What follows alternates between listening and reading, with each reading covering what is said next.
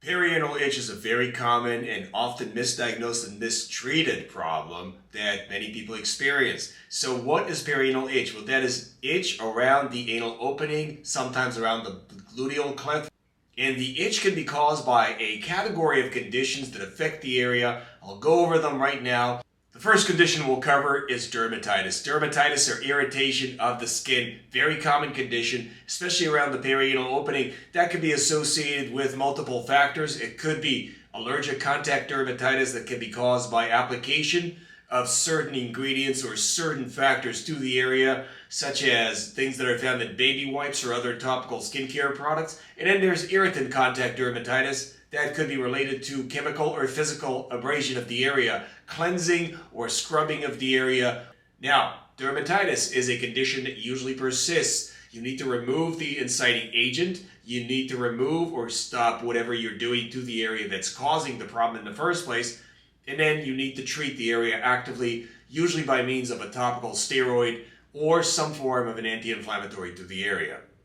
Psoriasis is another condition that can cause itch over the gluteal cleft in the perianal opening. It's very common and actually affects that area very frequently. It is a condition that must be distinguished from dermatitis because the approach can be very different at times, and psoriasis may require systemic medication to control.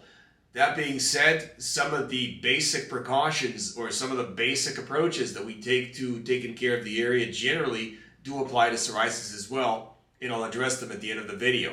Lichen sclerosus, I've discussed lichen sclerosus in detail in the previous video at the link above. Lichen sclerosus is an idiopathic condition that can affect the privates and can affect the perianal opening. It can lead to chronic and persistent changes over the area and can be associated with itch and with burning of the area. Diagnosis is of the utmost importance before you go ahead and treat the area because the treatment is actually very special and does require some persistence and perseverance on your end and on your physician's part as well. Fungal infection of the perianal opening in the gluteal cleft is another problem to consider. That could be a problem that needs to be addressed by antifungal treatment.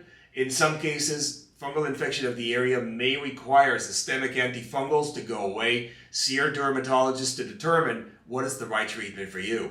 And then there is the condition of primary itch. Primary itch is itch that occurs over a certain skin part or certain skin area without a clear condition, visibly or microscopically, that could explain the symptoms. That condition must be distinguished from other causes of itch, treated separately, and that is a condition that's very difficult to treat. You may require multiple sessions and trying different medications. See your board-certified dermatologist for details. While most cases of perianal itch and irritation ultimately have to be seen and managed by dermatologists, there are plenty of things you can do at home to avoid making matters worse on yourself and actually things you can do to help things along. So first of all, there are things to avoid. Avoid undermining the area by excessive cleansing, excessive scrubbing of the area, meaning physical abrasion of the area. Any other practices that could be causing friction over the area are things that must be evaluated and possibly eliminated. Now, baby wipes are a big problem when applied over the perianal area, especially when things are irritated.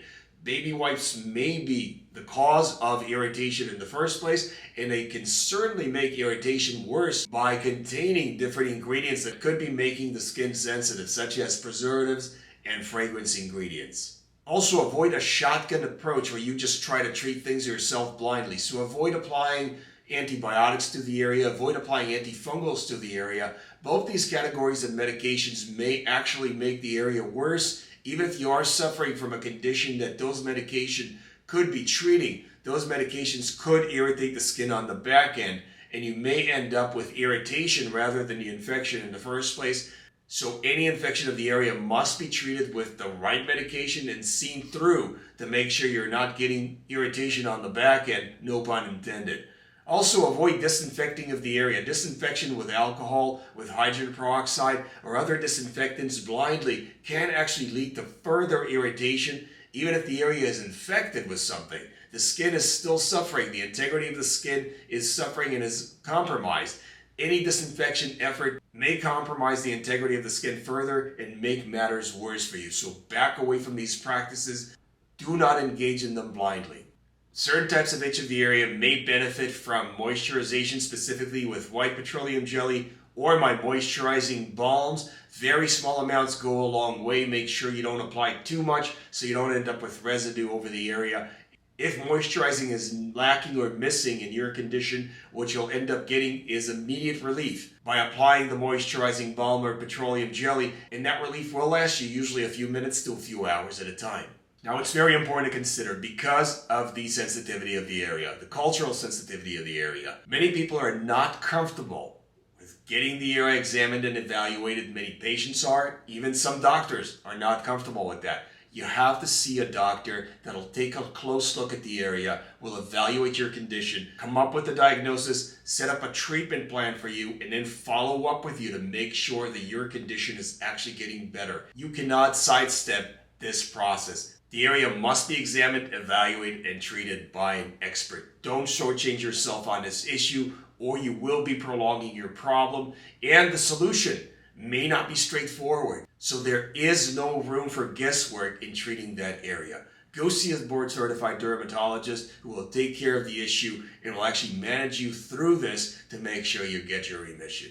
And finally, if your dermatologist and you agreed on a treatment plan, make sure you listen well, you understand the instructions, follow through with the instructions exactly as directed. Do not add anything on your own. Do not add any extra stuff that people tell you to do. That will complicate things for you, and it may prolong your treatment, and your condition may not improve as you expected with your dermatologist. So make sure to follow your instructions, follow up with your dermatologist in a timely manner, and make sure to take care of business.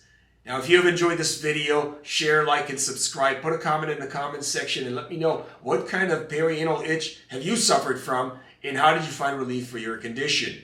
More great content coming your way right from this channel. Thanks for watching, and God bless.